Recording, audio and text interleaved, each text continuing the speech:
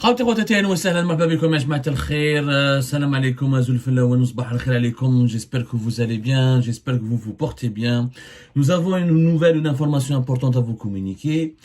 Alors, quand je vous dis que le journalisme d'investigation a un rôle hyper important et fondamental dans le développement, dans la protection des droits civiques, dans le renforcement de la culture démocratique et dans le renforcement des droits citoyens et fondamentaux d'une population, beaucoup ne me croient pas. Nous avons aujourd'hui l'illustration la plus éloquente à la suite de à travers un événement que nous avons pu confirmer au cours de nos investigations. Cet événement concerne l'impact de nos investigations, de nos révélations. Le 5 février dernier, Kharjna comme une enquête importante. Les Émiratis et les fortunes détournées vers l'Europe, la mafia des cigarettes en Algérie. On a parlé des pratiques occultes, financières occultes, des pratiques illicites, de contrebande, de trafic, de détournement, qui malheureusement caractérisent le marché des cigarettes en Algérie, lequel est totalement sous l'emprise des investisseurs émiratis. Totalement sous l'emprise des investisseurs émiratis. Rappelez-vous de cette émission le 5 février. Après, nous l'avons rediffusée 24 heures plus tard, c'est-à-dire le 6 février dernier, en vous montrant tous les documents que nous avons pu obtenir au cours de notre enquête. Nous avons obtenu des chèques certifiés utilisés par des grossistes et des sous-traitants et des revendeurs de cigarettes qui ont été avantagés, privilégiés par les deux sociétés. Encore une fois, le marché algérien, il faut savoir, des cigarettes, il est dominé par deux sociétés. L'oula, c'est UTC, United Tobacco Company, qui a été créée en 2016, dont le processus de création a commencé en 2015, qui a été créé en 2016 et qui a l'exclusivité de la commercialisation de tous les produits tabagiques, de toutes les cigarettes fabriquées en Algérie par l'ex-SNTA, qui est devenu en 2016-2017 le groupe Madar, l'Institut National des Tabacs et Allumettes, à travers, et les Émiratis aussi détiennent aussi une importante, ils détiennent aussi une autre importante société qui est la société des tabacs algéro-émiratis, la fameuse Time. Donc la Time avec Madar fabrique des cigarettes. Ils ont créé UTC qui était censé uniquement commercialiser les cigarettes. Et aujourd'hui c'est UTC, Time fabrique et UTC se charge de la production depuis 2018, depuis 2017-2018 aussi. C'est-à-dire à peine une année, 2 ans après sa création. Et les Émiratis aujourd'hui, en tout cas à UTC, ils sont pratiquement majoritaires. À la Time, ils sont aussi majoritaires à travers un montage totalement obscur et machiavélique. Au moment minoritaire, last time, il y avait une société qui s'appelait, un organisme qui s'appelait Sofinance qui avait 2%.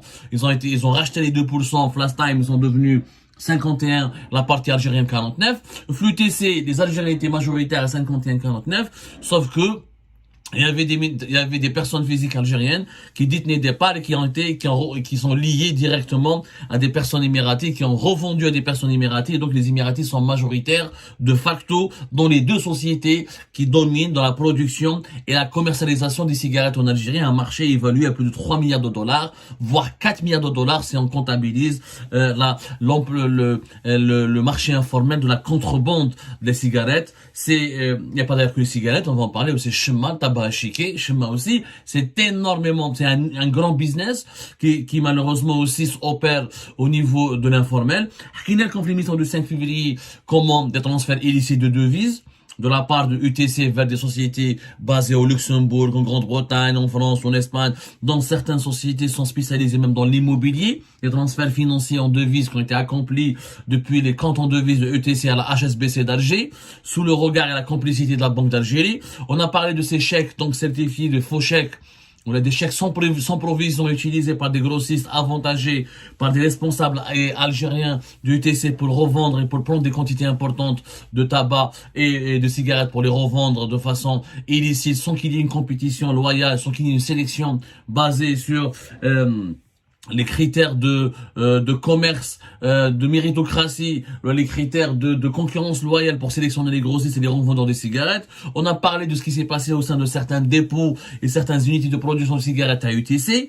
Et ben, ces révélations, que vous pouvez revoir encore une fois le 5 février 2000, dans l'émission du 5 février 2024, et l'émission que nous avons diffusée le lendemain avec un montage qui illustre, qui montre tous les documents que nous avons pu obtenir, notamment les chèques et les preuves que nous avons pu obtenir au cours de notre enquête. À la suite de notre enquête, qui a remué, donc vraiment, qui a fait bouger les choses, et tant mieux, j'allais dire vraiment tant mieux, tant mieux, tant mieux. Et ben, les employés du TC ont entamé une grève ces 3 derniers jours, une grève pour protester contre l'ampleur de la corruption, de la mauvaise gestion, et pour demander des droits sociaux, parce qu'ils se disent c'est pas normal que notre société, qui est riche, qui voilà gagne beaucoup d'argent, au lieu de faire des transferts en devises à l'étranger, au lieu d'enrichir des revendeurs et des grossistes, au lieu de permettre de détourner des fortunes à l'étranger pour les placer dans des pays étrangers comme les pays européens comme le Luxembourg, l'Espagne ou la France, et ben les employés du TC ont décidé de faire grève. Ça a commencé le lendemain de notre émission, c'est-à-dire à partir du 6 février jusqu'à hier, ils avaient entamé une grève. C'était au niveau du complexe de Khroub, à Constantine, et on salue ces travailleurs, non pas, je les salue pour leur prise de conscience, et pour leur réaction patriotique. Ils ont trouvé que leur société faisait l'objet de pratiques de dépravation financière, de pratiques de détournement. C'est du détournement, c'est du vol. Quand on vole des cigarettes, on les revend sur le marché informel. Quand on fait des transferts des devises vers des entités étrangères qui n'ont rien à voir avec la maison mère, ou là, qui n'ont rien à voir avec le cœur de l'activité de ETC et des investisseurs et des activités pour lesquelles les investisseurs émiratis ont été agréés en Algérie. Quand ils ont vu le dépassement, les dépôts, les détournements de cigarettes, des détournements de matières premières, pour créer même des cigarettes. La première émission, rappelez-vous, on a raconté comment dans l'un des dépôts de TC, on détourne une partie de la matière première.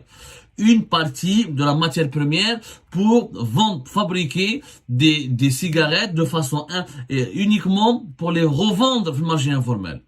Ça s'est passé dans l'usine d'Aqli'a, qui fabrique les Marlboro. Alors, les employés du complexe Al Khroub ont entamé une grève. Il faut savoir que c'est une grève qui n'était encadrée par aucun syndicat. Le GTA, l'Union Générale des Travailleurs Algériens, est totalement absent dans cette histoire. Il n'a même pas réagi à notre enquête. Les travailleurs qui ont fait un sit-in, un rassemblement au niveau de leur complexe de production Al Khroub n'ont été soutenus par aucun syndicat, n'ont été ni députés, ni sénateurs, personne ne les a soutenus. Alors qu'on veut chasser les Émirats, je veux les autorités algériennes ou je veux les politiques algériens.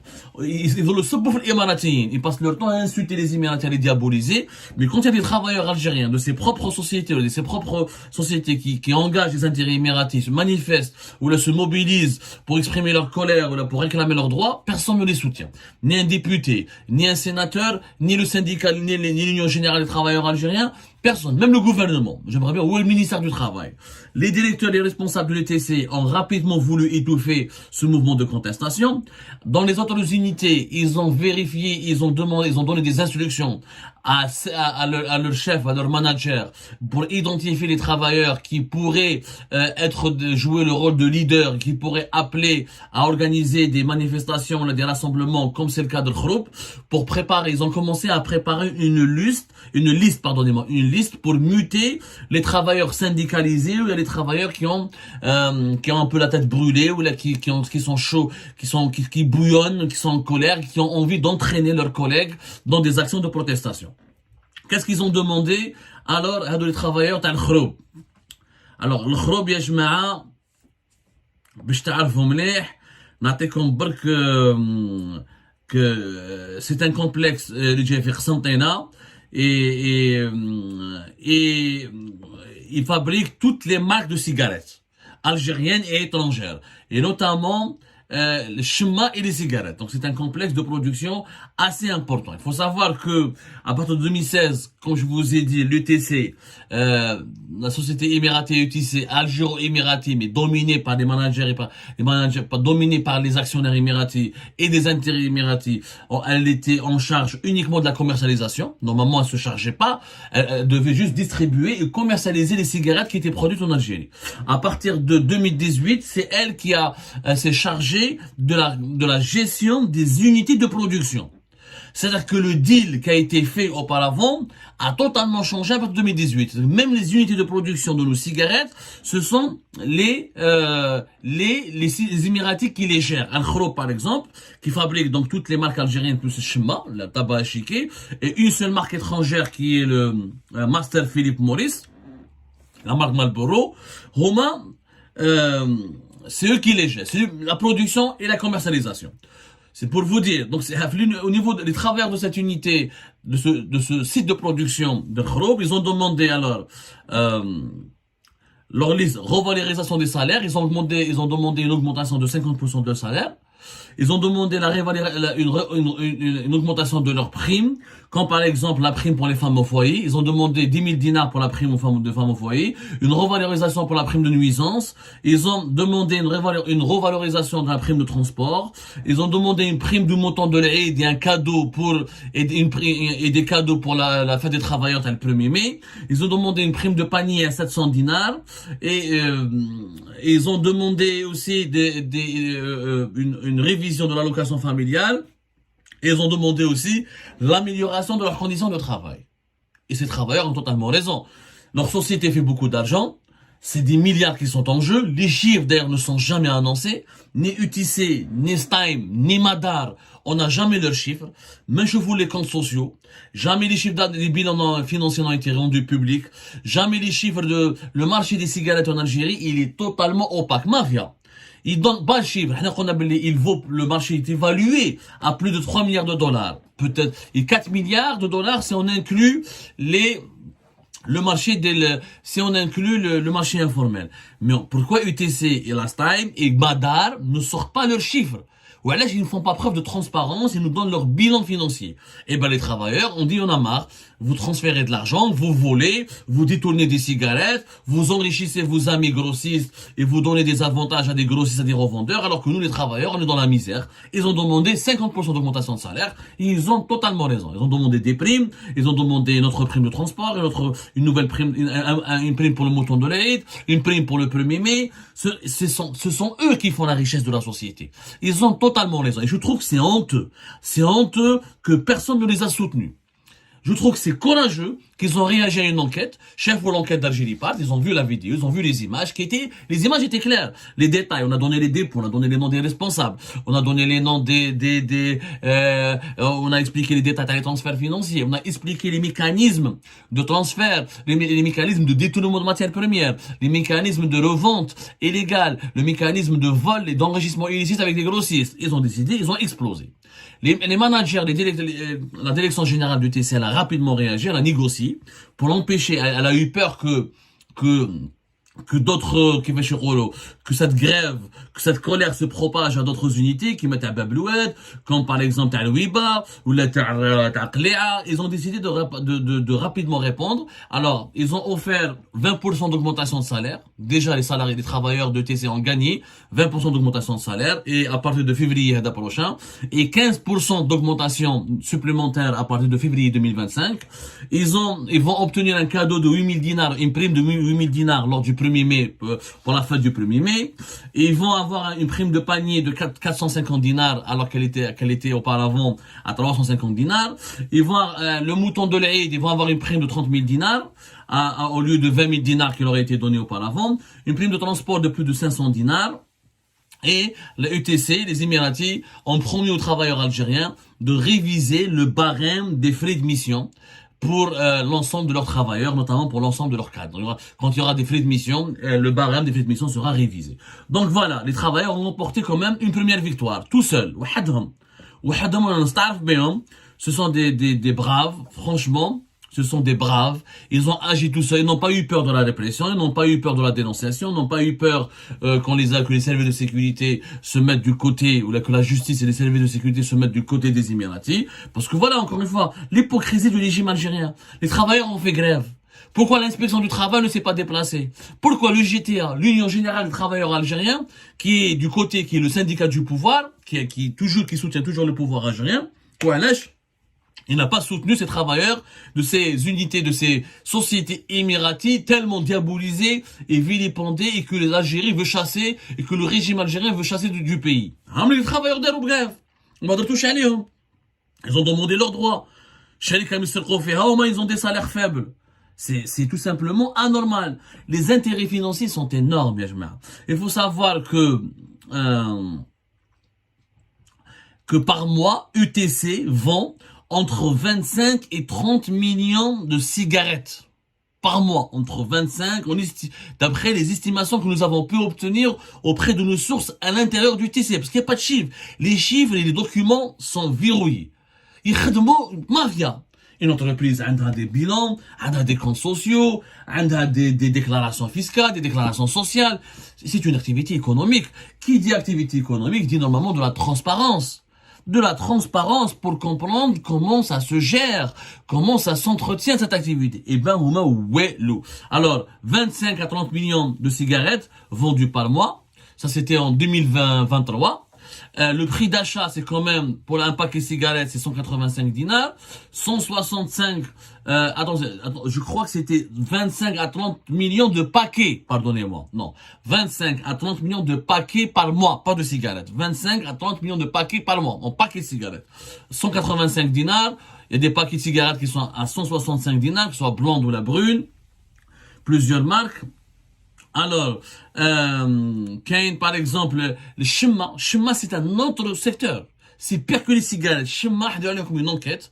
Parce qu'il y a deux unités qui produisent la Shimma en Algérie, qui étaient de l'ancienne incendiaire Khroub, et qui sont maintenant gérées par les Émiratis. Même Shimma, les Algériens, ce sont les Émiratis qui la commercialisent et qui la produisent.